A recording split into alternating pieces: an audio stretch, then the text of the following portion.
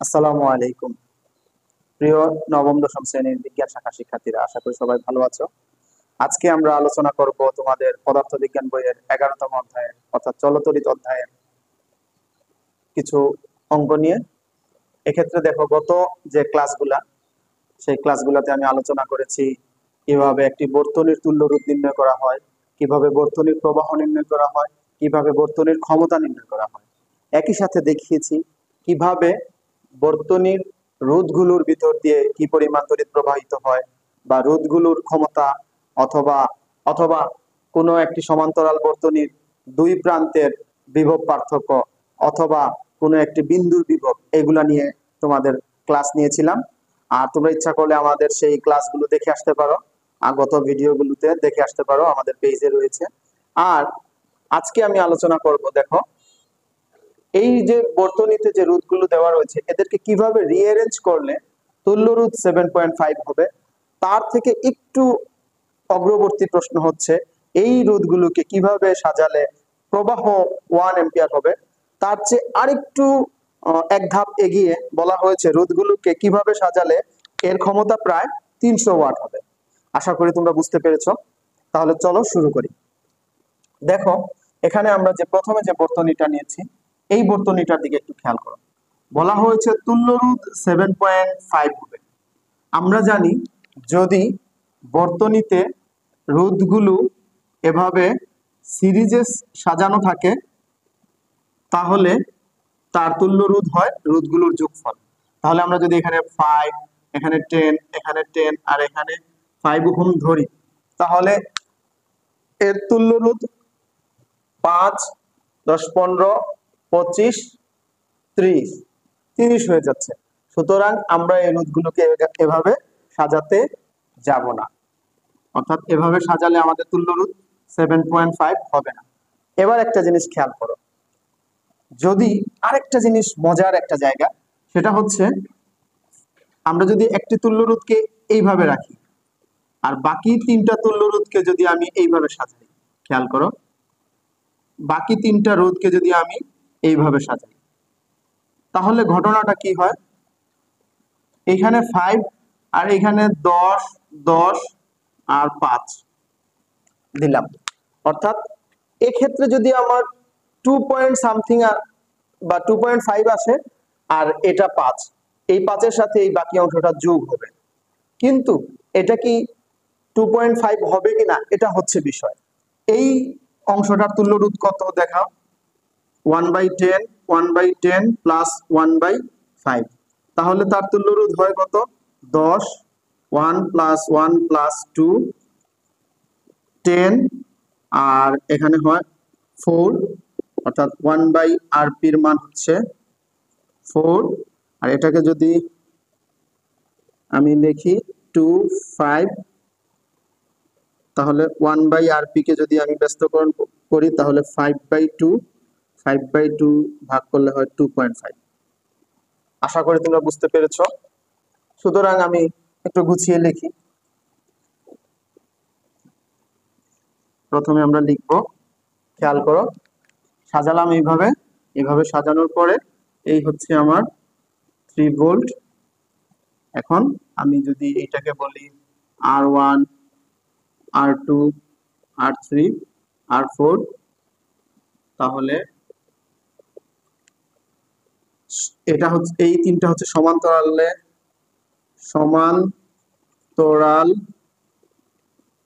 সমবায়ে সংযুক্ত R2, R3 ও R4 এর তুল্য রোধ। তুল্য রোধ কত? তুল্য রোধটা হচ্ছে, খেয়াল করো, 1/R1, মানে 1/RP তো অবশ্যই লিখবো, প্লাস 1/R, এটা হবে R2, এটা হবে R3, এটা হবে R4। R3, R2 এর মান হচ্ছে 10 ওহম, R3 এর মান হচ্ছে 10 ওহম, R4 এর মান হচ্ছে 5 ওহম। সবগুলো সংখ্যার মানে ভগ্নাংশের হরের লসাগু হচ্ছে 10।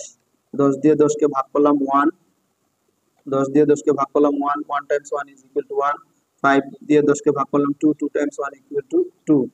তাহলে আমার এখানে হয় উপরে 1 1 2 2 4/10, অর্থাৎ শুধু আরপির মান 10। এখন খেয়াল করো, যদি আমি আরপি কে ব্যস্তকরণ করি মানে শুধু আরপি লিখি তাহলে হয় উপরে 10 নিচে 4। আমরা যদি এই অঙ্কটিকে ভাগ করি তাহলে হয় 5 2 2.5। সুতরাং আরপির মান হচ্ছে 2.5, অর্থাৎ এর শেপটাও হবে এরকম 5, এই হচ্ছে 5 আর এই হচ্ছে 2.5। এখন খেয়াল করো, বর্তনী তুল্য রোধ হবে, অর্থাৎ বর্তনী তুল্য রোধ হবে 5 প্লাস 2.5 ইজ ইকুয়াল টু 7.5। সুতরাং আমরা এই অংশে একটু মুছে তারপরে লিখি, অতএব সম্পূর্ণ বর্তনীর তুল্য রোধ আর ইকুইভ্যালেন্ট ইজ ইকুয়াল টু, অথবা যদি তুমি আরএস লেখো তাও হবে, সেটা হবে R1 যোগ আরপি, R1 এর মান 5 ওহম যোগ আরপি এর মান 2.5 যেটা আমরা পেয়েছি ইজ ইকুয়াল টু 7.5 ওহম। শেষ, আমার উত্তর এখানে আনসার হয়ে গেল। অর্থাৎ আমাকে বলা হয়েছে যে বর্তনীর রোধগুলোকে কিভাবে সাজালে তুল্য রোধ 7.5 ওহম হবে। এই যে আমরা যদি বর্তনীর রোধগুলোকে যদি এইভাবে রিঅ্যারেঞ্জ করি তাহলে তুল্য রোধ 7.5 হবে। আচ্ছা প্রিয় শিক্ষার্থীরা, এই বর্তনীটাকেই আরেক রকম করে সাজানো যেতে পারে, সেটা কি রকম খেয়াল করো। এটা মুছে নেই,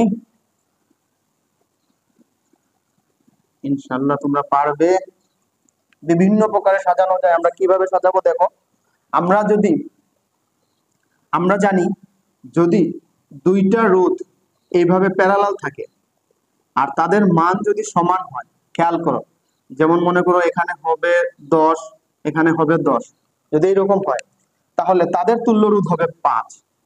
প্যারালালি থাকলে অর্থাৎ সমান্তরাল ভাবে থাকলে আর যদি ইকুইভ্যালেন্ট মানে সমপরিমাণ রোধ থাকে তাহলে তাদের যে তুল্য রোধ সেটা হবে 5। এখানে যদি হয় ধরো 100 100 তাহলে 50, যদি ধরো এখানে 7 এখানে 7 তাহলে হবে কত 3.5 ওহম। ধরো এখানে 15, ধরো এখানে 15 তাহলে এখানে হবে 7.5। একটা মজার জিনিস, 7.5 আমরা নিয়ে নিলাম যে 15 কিন্তু এই রোধগুলাকে কিভাবে সাজালে এই 15 হবে।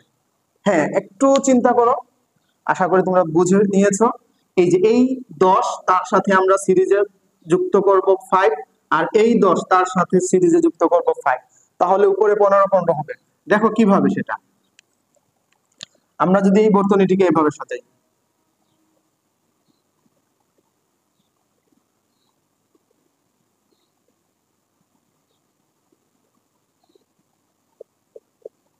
এটা হবে 10 ওহম আর এটা হবে 5, দুঃখিত, এটা হবে 5 ওহম আর এটা 10 ওহম আর এটা 5 ওহম।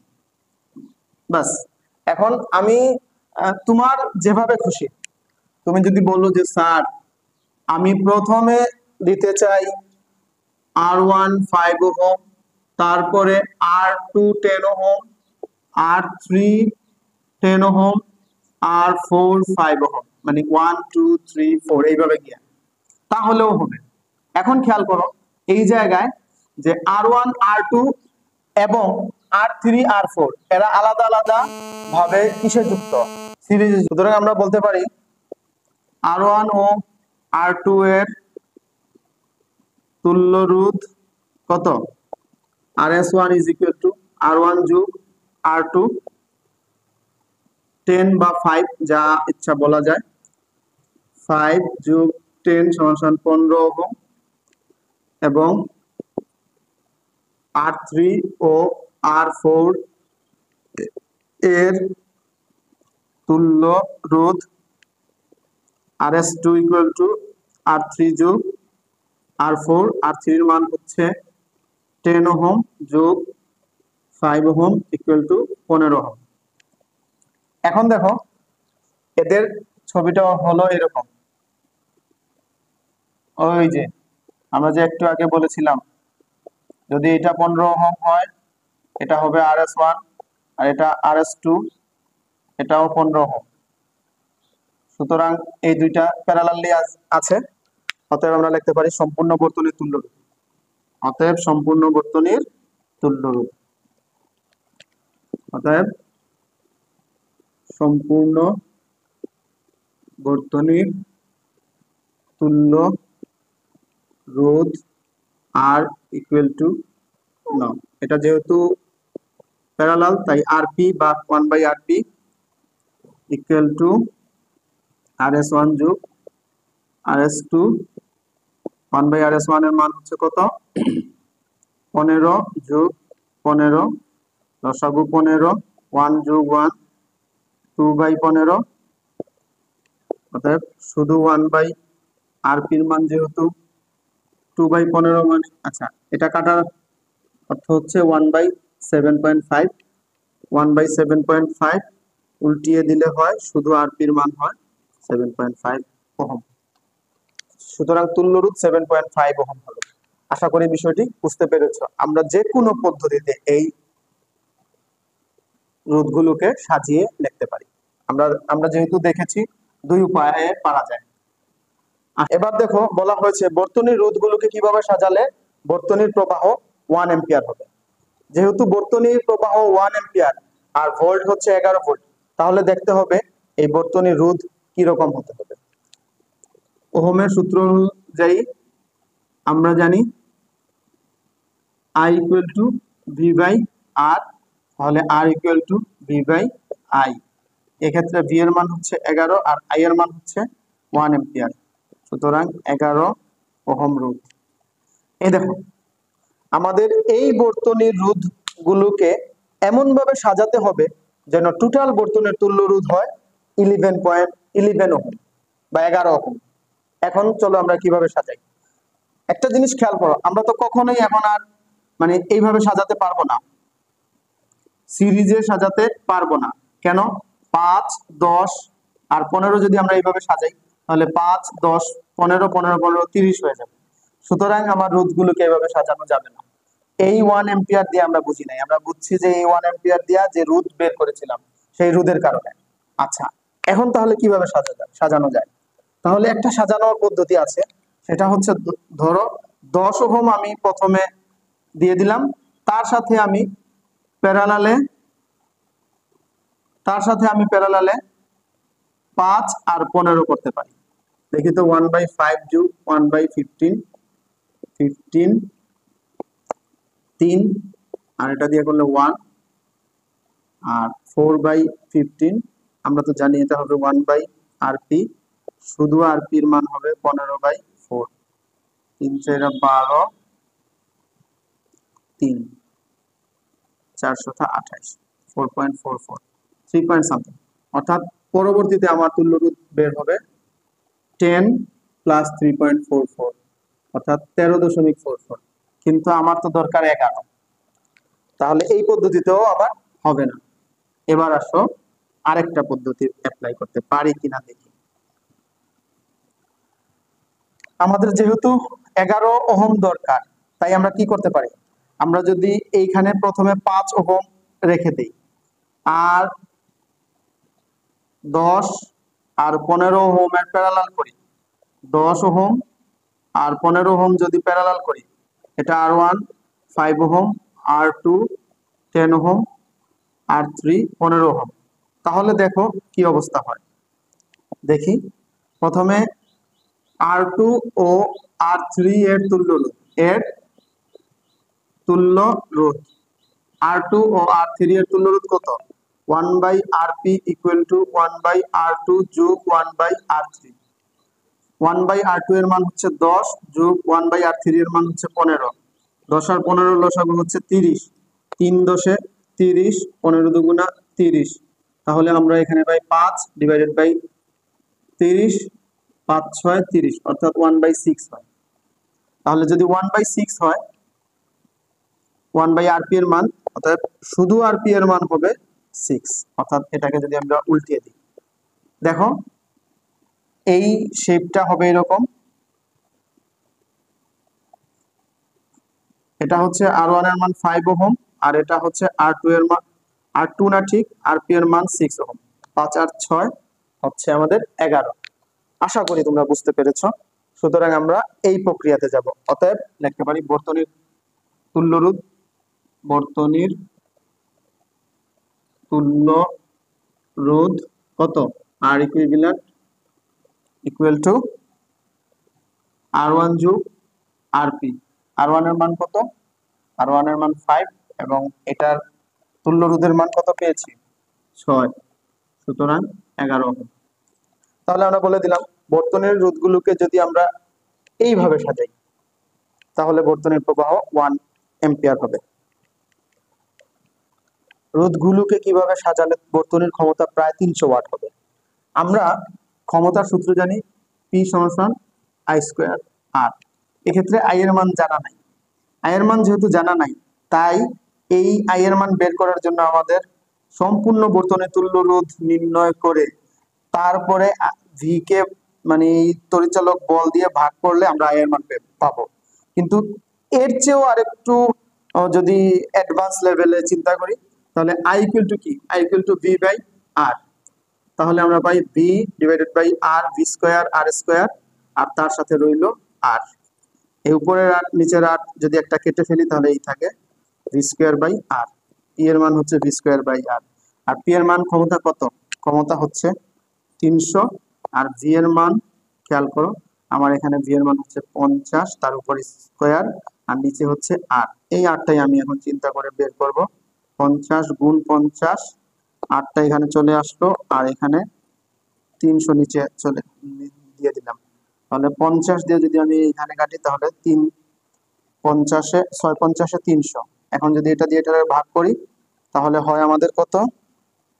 খেয়াল করো, তাহলে আমার হয় 8.33 ওহম। অর্থাৎ রোধগুলোকে আমি এমন ভাবে সাজাবো যেন আমার তুল্য রোধ 8.33 হয়। এই বর্তনীর ক্ষমতা প্রায় 300 ওয়াট হতে হলে এই রোধগুলোকে কিভাবে রিঅ্যারেঞ্জ করতে হবে? তাহলে রোধগুলোর জন্য কি রকম চাই? 8.33 ওহম চাই। এটার ক্ষেত্রে কি হবে আমার এখন আর দেখা দরকার নাই। তাহলে চলো 8.33 ওহমের জন্য আমরা কিভাবে এই অঙ্কটি করতে পারি। 8.33 ওহম দরকার, তাই না? এখন 8 দরকার, 8.33 দরকার বা 8 সামথিং দরকার। তাহলে একটা কাজ করি, দেখো এখানে রয়েছে 10 10 5 5। ওকে, তাহলে আমরা যদি একটা কাজ করি যে এইখানে 5 দিলাম, এখন 5-এর সাথে আর কখনোই কোনো কিছু সিরিজে দেওয়া যাবে না, তবে প্যারালাল করে সিরিজে দেওয়া যেতে পারে।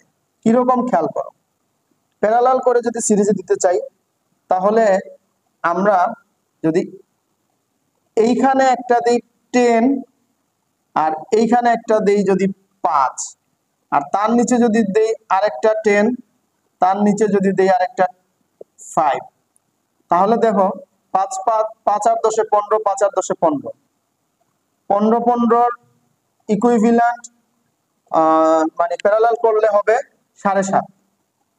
তাহলে 7.5-এর সাথে যদি আমরা 5 যোগ করি তাহলে হবে 12.5। কিন্তু আমার তো 12.5 হওয়ার প্রয়োজন নেই, আমার প্রয়োজন হচ্ছে 8.33। তাহলে এটা কিভাবে করা যায় খেয়াল করো, 8.33 যেহেতু বলা হয়েছে তাই আমরা এক কাজ করি, এখানে দেই 10, এখানে দেই 5, এখানে দেই 5, তাহলে দেখি কত হয়। 10 10 20, 5 5 10, 1/20 যোগ 1/10, তাহলে আমাদের আসে 20 লসাগু 1 + 2, তাহলে আমাদের 3 ডিভাইডেড বাই 20। এটা যদি আমরা ভাগ করি 3 3 6 3 6 18 আর হইল 6 6 6 6, তাহলে এই টোটালটাকে আমরা ভাগ করলে হয় 6.66 আর তার সাথে 5 যোগ করলে হয় 11.66। সুতরাং আমরা এভাবেও পারবো না। এখন দেখো আমরা যে বিভিন্ন প্রকারে করার চেষ্টা করছি, এখন কোনো প্রকারেই হচ্ছে না, তাহলে কি করতে পারি খেয়াল করো, এই যে আমার 5, এই 5 অবশ্যই থাকবে, কিন্তু তার সাথে অন্য কিছু আনলে সেটা উপরে উঠে যায়। তাহলে এক কাজ করি, এইখানে আরেকটা 5 দেই আর তার নিচে একটা 10 দেই। তাহলে এই 5 5 10 আর এই 10 দুইটা যখন আমরা প্যারালাল বের করব তখন টোটালটা হবে শুধুমাত্র 5। এই যে 5 আমার হয়ে গেল। ওকে, এরপরে আমার এইদিকে আর কি কি রইল? এইদিকে রইল আমার 5 আরেকটা বাকি, আরেকটা 10।